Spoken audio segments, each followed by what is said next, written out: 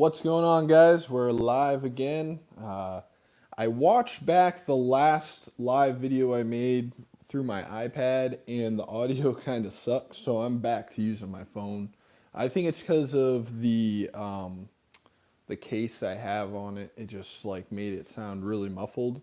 But hopefully, this is a little bit better audio for everybody, and this can be a video that I can promote a little bit more. But yeah, in my last video that I made, I talked about this truck that we're working on and a little bit about what is going on with it. So I guess I should give you guys a little story. This truck is a 1996 Dodge Ram. It's a half-ton truck, so 1500. And unbelievably, let's see if I can get a good shot here of the interior. Sorry about the buzzer, but as you guys can see, this thing has you can't even see it on camera, but it has 301,000 miles. Gas job truck, over 300,000 miles, and as far as I know, this thing has the original engine and transmission, which is a big deal for a Dodge truck, especially transmission. These trucks are not known for having a very good transmission, but has a plow on it, all that. And as you can see, the bed is off of it. So the reason for that is this crossmember in a fresh black coat of paint, as you can see. And if you guys did watch my previous video on this truck, let me clean off the camera a little bit. You'll remember that this whole corner was rusted right to pieces. As you can see, I have patched all that up, welded in new metal, and we threw a coat of paint on it, try and protect it a little bit, make it last a while longer. And down here on this bottom corner, had to do some fabrication because this was all rusted through.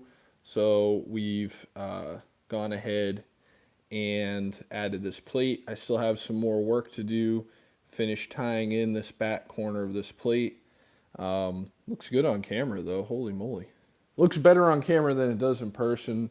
Something this rusty you can never quite get perfect. As you can see, the fuel tank is out, drive shaft is down. I put a pinion seal in this rear end, so had to take the drive shaft down anyway, and the carrier bearing had to come down for the gas tank strap.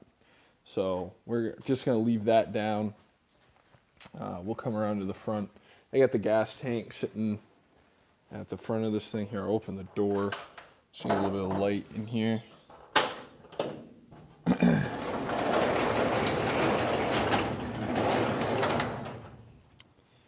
So yeah, there it is. That's all. Like I said, it's got the plow rigging on the front. Very rare thing to see on a southern truck like this. Not too many snow plows. So yeah, that's why this customer is willing to spend all this money to have all this work done.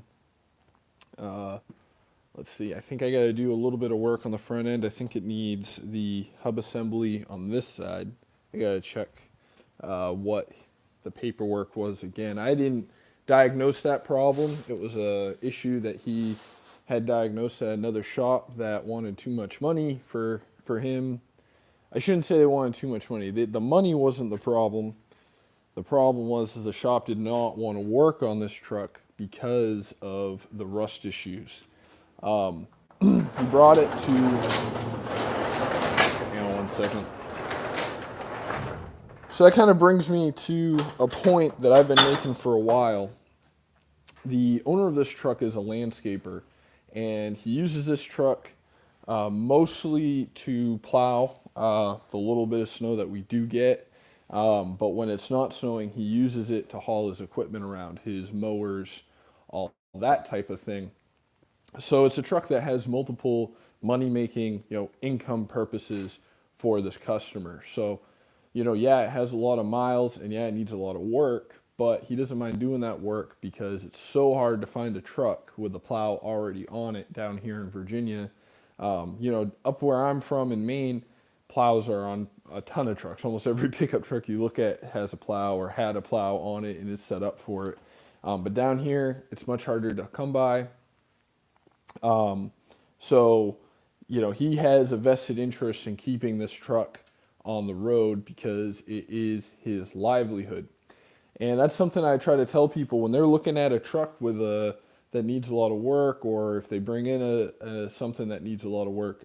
I try to talk to them and figure out what are their purposes for the vehicle. Like this truck, if this was just a runabout, go back and forth to Home Depot type of truck, it might not be worth doing all this to it. It might be easier to just replace it. You could still sell this truck for some amount of money to somebody that wants it for use around their yard and just replace it. You think the bill is going to be up over $2,000 to fix all the problems that he's got because like I said, he needs some work in the front end. I had to pull the bed off of it, had to drop the fuel tank, had to drop the carrier bearing and drive shaft, and then all of the fabrication. I'm actually very, very competitively priced for my labor because I don't really work with off the street customers. I only really do work with some exceptions, but for the most part, I only do work for businesses like fleet vehicles, car dealers, that type of thing. I don't advertise whatsoever. Like I have this YouTube channel, which is a form of advertisement, but I'm not pushing for work from this channel. I don't, do like Google ads. I don't do Facebook ads. Nothing. All the work that I get is by word of mouth and by reputation. And I make almost all my money on repeat customers that are happy with the work that I've done and continue to keep coming back to me. And because of that, because I have, really no advertising costs other than maybe some business cards when I meet like another business owner that has a bunch of vehicles like this customer, I just hand them a business card to kind of tell them how I do work. But there is a premium that people pay for welding because it's a risk on my part. Anything I weld, if that weld fails, even if it's a good weld that can happen, I'm going to have to fix that for free. So, what's going on, Marvin? So, yeah. So, I do charge more because there is more materials and more risk in a welding job. Definitely more materials. I mean, you got welding wire and all that kind of thing, grinding discs, and it's just more time consuming. And there's no way to come up with book time for it. So yeah, it's about 40, about 50% more. So for welding, an hour of welding and fabrication, and this job has a good amount of it. So yeah, but if you've got a truck in this similar condition, you have to pay somebody else to work on it. My suggestion to you is to sit down and think about what is going to be the cost to replace it, right? Because you could probably, even if I had never worked on it, you could probably sell this truck for $1,000. It still runs and drives great.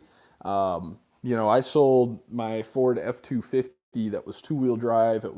It's in one of my earlier videos on this channel.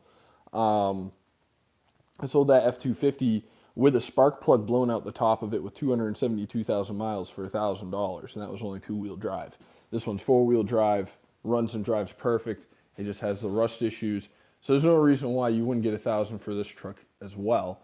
And then, you figure what he's paying for me to fix it.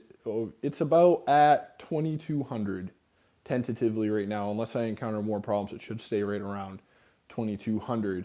So for basically $3,000, maybe $3,500, could you replace this truck? And I would say yes. If you look at some of my earlier videos, this is a 96. I had a 99 Dodge in way better shape, way less miles, that I purchased for $1,800, fixed up a little bit and sold for $3,000 when the time came. I used the truck for a while, put a lot of money through it. So did that deal fall through where you were going to work out of the country? It hasn't fallen through, Marvin. It's just something that I'm still trying to work out the specifics. It's something I would really like to do, and I don't want to talk too much about it, but it's not something that's going to happen like tomorrow or anything like that. And like I said, I don't want to give out specifics because, once you start giving out specifics and then if it doesn't happen, then people are disappointed. But any type of big international deal, which is what it is if you're working outside the country, requires a lot of time and planning. And I'm still planning right now. Got to work out, the housing, the pay, the visa. The visa is the biggest thing. You can't just go to another country and start working. You have to have a visa. And then on top of that, it anytime you're working out of the country, at least for me, it's still only a temporary thing. So I want to keep my business here in the States running while I'm doing that, which is why I'm trying to get people in here to help me, people I can trust that can do this while I'm gone. I've been talking to various family that I can trust that can handle the billing side of this. That everybody I know is going to take some training effort. So, but yeah, it's still in the works. Not sure if it's for sure going to happen, but I'd really love to do it. And I'm open to it if anybody else has some other offers too.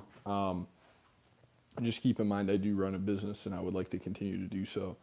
But yeah, so going on to the billing stuff and inspections, which is the reason why this is in here, because this was never a truck that was about to fall apart, right? It was rusted out and it looked bad, but I've seen way worse back home up north. It's just, and they'll inspect it up north. Sorry if it froze.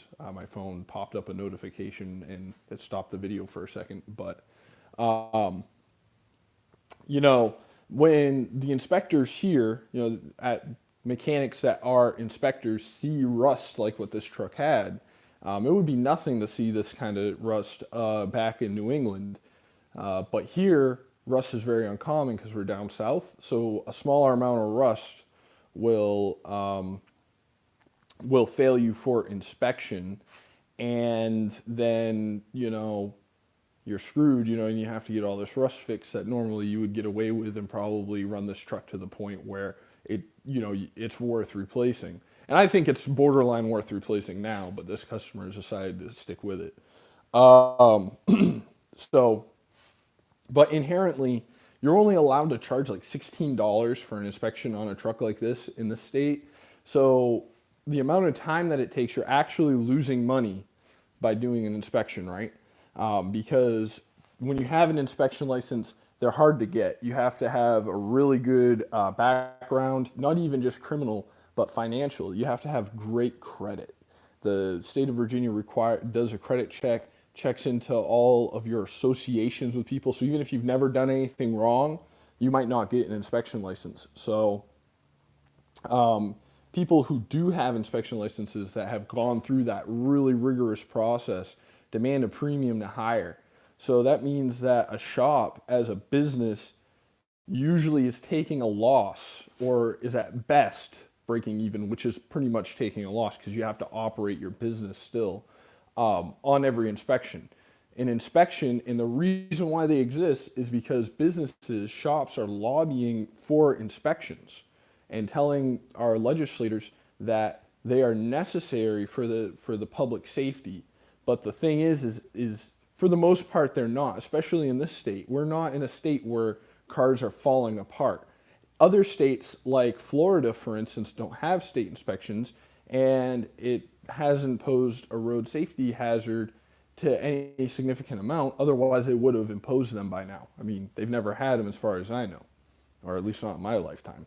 So inherently, inspections are just a way to get customers in the door for these shops. And if people want to try and position it otherwise, like I said, just think about other states that don't require them.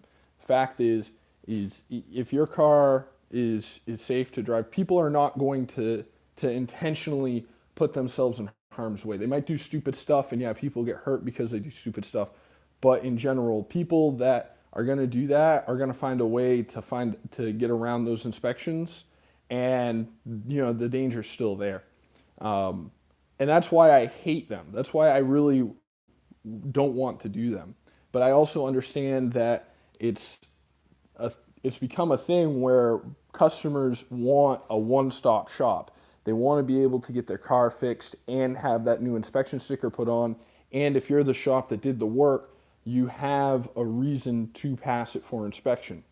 So like for instance, this customer, he got rejected for an inspection on this frame, and I don't mind fixing this for him, but I also know in the back of my mind I could sit here and try and hit every concern that the inspector had, and he might still fail it because they're not the shop that did the work. Luckily, the shop that did this inspection did not want to take on this work for whatever reason. Probably because they know that the profit margins for them to do a bunch of brake jobs and tires is way better than the profit margin on doing this job. But this kind of job is like what my shop, this is my bread and butter. And, this was such a big job. I mean, it finally was the job that pushed me to the point where I've had to hire somebody and bring them in to come and help me. Which is great because I needed somebody else in here anyway to get me to the next level. I can only bill so many hours by myself, and I felt like I was hitting a wall and I couldn't make beyond a certain amount. So I still am trying really hard not to get into the inspection game. I mean, I would have to get into a bigger place anyway to do it, but I want to get into a bigger place. But I'm going to try really hard and get to the point where I absolutely need to start doing inspections to progress before I do them. I'm not in a hurry for it. I could definitely, go out and get an inspector for $25 an hour and whatever, and probably keep them busy. So let's answer some chats here. So, Marvin the Martian wants to know how come you deleted videos. For a couple of them. I mean, Marvin, the reason why I deleted the videos, and it's hard to discuss without making this a video that I would want to delete. But the reason why is they contained criticisms and information about another person. I didn't absolutely have to delete them, but I decided that it was hurting my channel and it wasn't the direction I wanted to take my channel. You've obviously seen the videos, you know what they were about. So that information you already know. I decided finally, like, this is just getting out of hand. And those of you that know what I'm talking about, the individual that I'm talking about, I was putting out videos and I was just getting a lot of negative feedback from it. It was the person that it was about was really just starting to become just, one, a hypocrite, but the other problem is that the things that they were saying and doing weren't relevant. They were responding to the video, but they weren't responding in a way that was useful. I never made those videos in the hopes of getting any type of extra publicity. I know people think that, and that was another reason why I took them down. I didn't want to have people accusing me of just making these videos just to, try and get my name out there. I mean, every video is to get my name out there, right?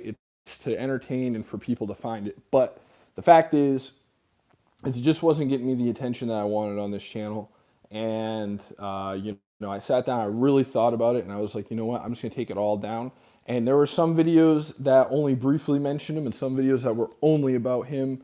But I tried to take down all the ones that contained anything about him. So that way, any new followers that I get on YouTube are strictly because of the entertainment value that they are getting from my channel. So, let's see.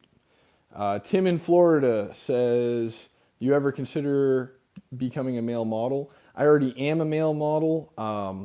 I don't want to disclose where, but, making a lot of money, doing a little bit of wet work. No, I'm joking. But, yeah. Tim, are you trying to ask if I will do a modeling gig for you? Because I'm not cheap. But, yeah.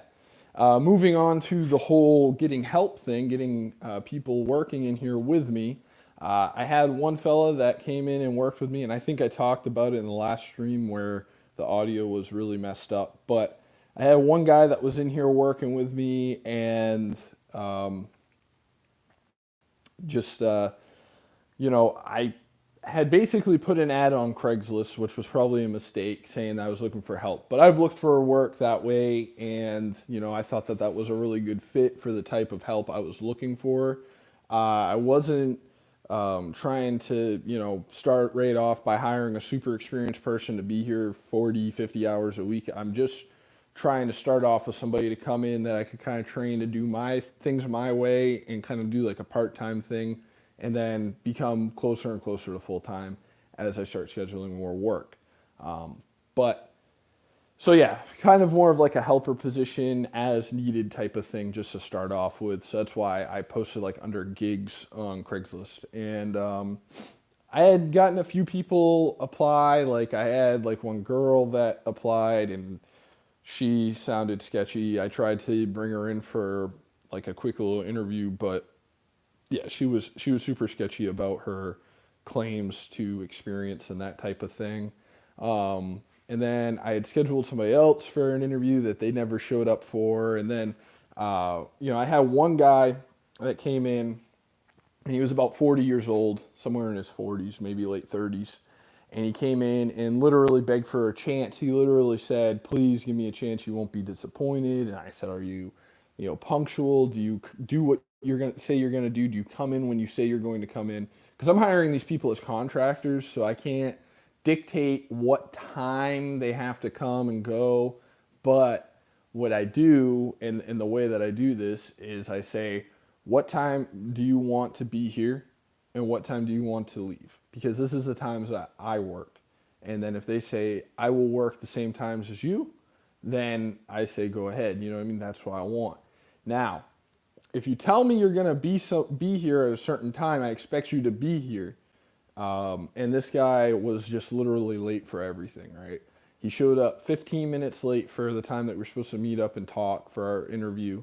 He showed up an hour and a half late his first day, left 2 hours early his first day, showed up 20 minutes late his second day, left halfway through the day his second day, took the third day off, and didn't even call me or show up or anything on the fourth day. So finally I gave up on him, realized that, he was a waste of my time, because, the point of having you work with me is for you to be here, right?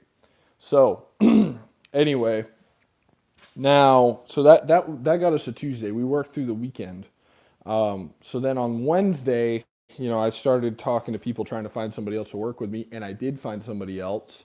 And then at the end of the day on Wednesday, he called me up, or he didn't call me up, his family member called me up and said that he had got sent to jail on Tuesday for a disagreement with his girlfriend, which means to me he beat up his girlfriend, and I have absolutely no respect for a guy that does that. I do not like people that beat up women. That's just like a huge deal to me, and I don't want anybody like that. I don't want to associate with people that are into that. Plus, the guy was sketchy, and I was kind of concerned that he was a drug user, so I was like, but I wasn't for sure. I didn't want to make any accusations.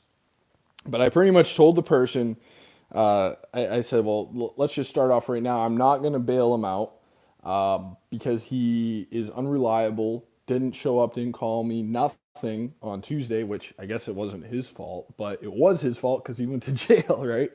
But didn't call me or show up on Tuesday. Been late every single day. So, I was like, "There's no way. I don't even want him working here anymore. I'm definitely not going to bond him out." It's not really bail here, it's bond. You pay a bondsman some percentage of what they say the bail is. So if they say your bail is $10,000, technically, 10% would be 100 or whatever. No. 10% would be 1,000, right? So anyway, yeah. So whatever. I wasn't going to do it. So, they said, "Oh, well, okay, well, can we come pick up his money then?" And I said, "Well, you can if you get him to write something that says he'll release it to you." And then they said, "Okay," and then I never heard back from them. And Marvin the Martian wants to know how tall I am. I am 6'2". As you can see, this is a normal height doorway, so you can get a little bit of scale. 5'11" is a little shy of my height. I'm a little over 6'2". Anyway, so that was on Wednesday. I had my new guy working with me on Thursday, and then I share this guy that I have helping me with another business. So he's like kind of like part time with me, part time with another business who I am closely, I work with very closely. So we kind of schedule him back and forth, and kind of that way he has full time work, because I don't have quite enough yet for him to be here 40 hours a week. So there's a painting business that I'm closely associated with who takes him half the week, and I take him the other half of the week. So anyway, I had him working in here Thursday, did a great job. He's an awesome help. Even though he doesn't have much experience, he's learning really fast. Trying to teach him everything I can. Anyway, he was gone on Friday, and then on Saturday, my help came back, and I got a text from the original guy that went to jail on Friday, asking me, saying that he'd gotten out, and then asking me about his pay and everything. And the guy said something along the lines of that, how many hours he was here. And for one thing, any of you that understand how hiring somebody as a contractor instead of being a direct employee works, you can't pay somebody for the time that they show up to the time that they leave. It's literally against the law. I cannot hire you as a contractor and have you punch a clock. It's illegal. I would have to pay you as an employee. So what I'm doing, because if I hire somebody as an employee, there's a bunch of red tape around that makes it very difficult, if not impossible to do, especially impossible to do and pay like a fair wage, for what I'm having people do. So I'm paying them by flat rate. So the way flat rate works is for those of you that don't already know what flat rate is, every job you can do on a car is predetermined what that should be billed at. So for instance, doing both leaf springs. If I was going to pull both leaf springs on this truck, I think the rate was like 4.5 hours to remove and replace both leaf springs. So if I was paying somebody to do it, I would pay them 4.5 hours for the job. So it doesn't matter if it takes them 4 minutes. It doesn't matter if it takes them 4 days. They're going to get paid 4.5 hours. So you're basically getting paid by the job. So it is within within what you're supposed to do for being a contractor, being paid by the job.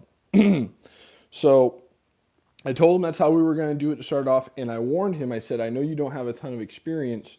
You're probably gonna have to learn some, and you might end up getting paid a little low at first because it's got to be paid by the job. I can't just pay you by the hour. I literally can't. And I told him that. He said that he fully understood that was the way it was, and he said that he was still interested and wanted to start as soon as possible. So I let him go ahead and come in, and then now he's trying to tell me that I owe him for every hour he was present instead of the jobs that he completed, which was almost none. He did very, very little work, completed very, very little work because he was just not focused. He was not doing a good job, honestly. And I don't mind like you taking a long time when you start.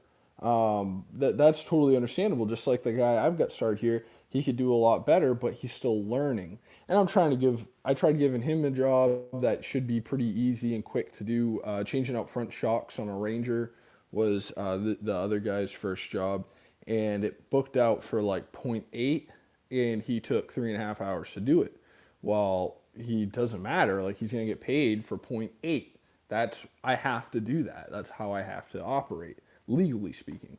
So I mean, I kept track of all of his time, and then he asked to get paid early on Sunday, and I went ahead and I did that. I paid him like whatever. I gave him like a 20 because that's what I had, and that's all he wanted. And so I did that, whatever. And then now, he was basically left owed like $25, and he's trying to tell me that I owe him like whatever, $100, but that's not gonna happen because that's not what we agreed to.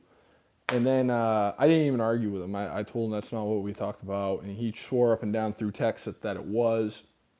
And this dude showed up at my office on Saturday, and I pulled out the paperwork where I kept track of the jobs that he did and what they were worth, and showed him where I paid him and everything. I kept track of all that as we went. And, I showed him, like, here you go, like, this is what you're owed, this is what you agreed to. And he tried arguing with me, and it really pissed me off, because it's like one thing to lie to your friends about something that they weren't there for, right? Like if you have a conversation with somebody, down the street, and then you come home and you tell your wife about the conversation, and you change what was said in the conversation. I mean, it's a shitty thing to do, but she really wouldn't know any better.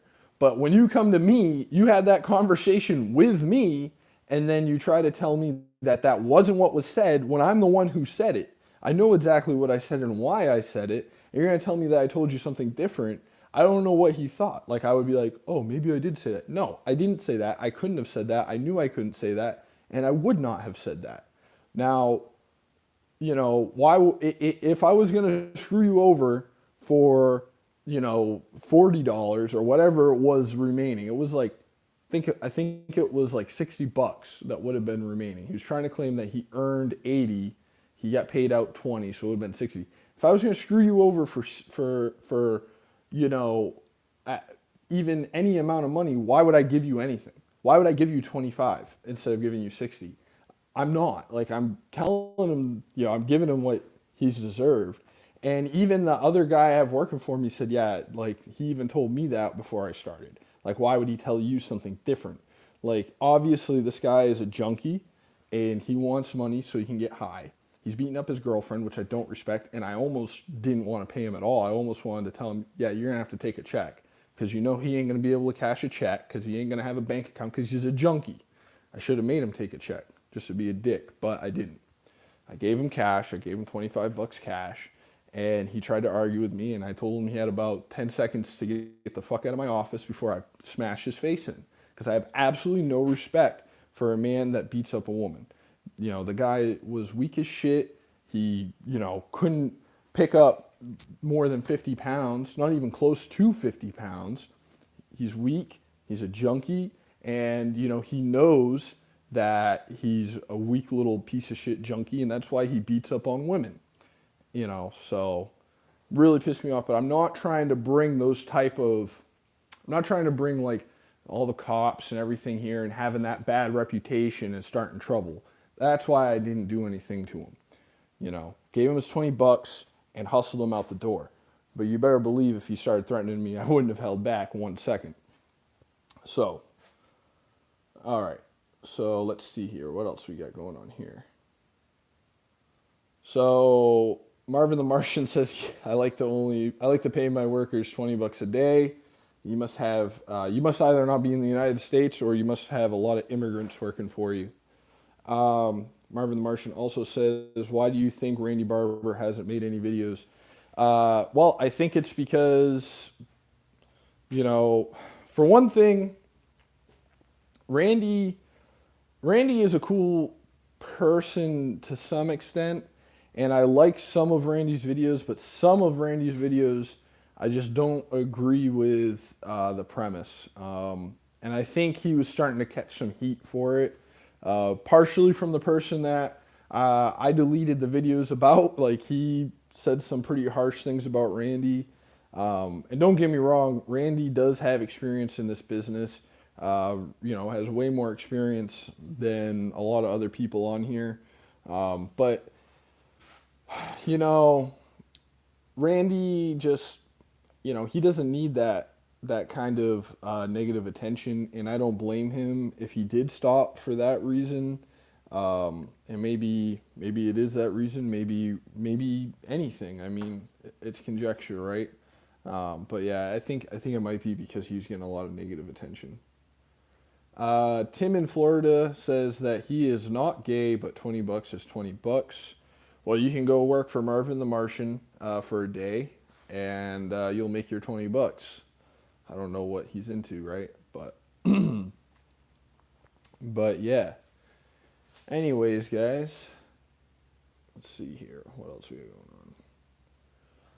So yeah, this should be done hoping to get this all done before Wednesday. So that'd be ideal. If I could get this whole truck back together and back to the customer by Wednesday, that'd be perfect. And because really all I have to do is just finish up that side. I gotta get some bolts for this cross member. I think I drill a hole for one of the bolts. This thing had rivets, but I'm not putting big ass rivets into this. I'm gonna bolt it back together. So I'm gonna get some bolts for the cross member. Finish that little patch there.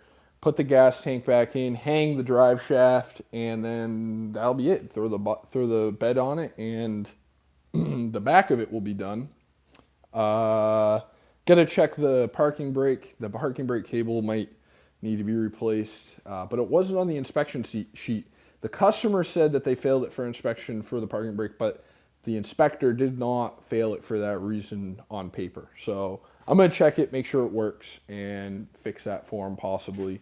And then I've got to do the upper ball joint and the hub assembly on the front, and this thing will be good to go once the bed's back on it and all that. So yeah, we're seeing the light at the seeing the light at the end of the tunnel. Tim in Florida wants me to film myself driving around town in this truck. Well, I don't have a gas tank in it, so I can't right now. Maybe I'll do a little video driving around the parking lot because I don't have inspection on it, and it ain't my truck, and I don't want to, I don't need to take it for somebody else's piece of crap truck. I had a black Dodge that was way better than this. I already know how it drives. So yeah. Anyways, guys, thank you so much for watching. I really appreciate it. If you have any questions or comments, feel free to leave it, and I'll try to answer anything I can. And if you like this video, give it a thumbs up. And if you've watched this video this far, you might as well subscribe, and I'll catch you all in the next one.